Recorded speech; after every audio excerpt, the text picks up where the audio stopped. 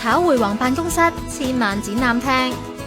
喺外匯界超過40年嘅鄧 Sir， 咪以為佢嘅辦公室好刻板啊，其實內裏勁多珍藏，唔講都以為自己身處喺展覽廳。日日喺魚缸都未必用真金白銀去參與買賣外匯或者股票，但係一見到啱心水嘅珍品就會出手。啲收藏品好似刀、匕首、筆，個埋值成千萬噶。而家同你介紹啲靚筆啦。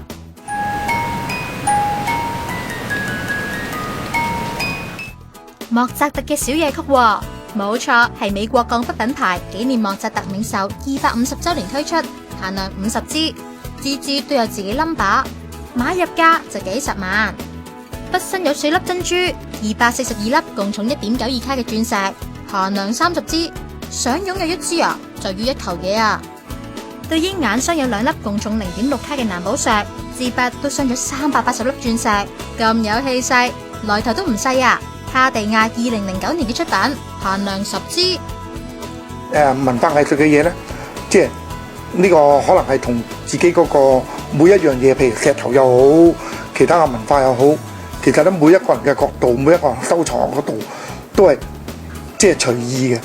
都係根據自己嗰個人嗰個意向啊，個人嗰個修為啊，個人嗰個洞察力啊、觀察力啊嚟到係配合嘅。鄧 Sir 日日都睇住啲珍藏做嘢，喺每秒千萬聲嘅工作中帶來一點放鬆。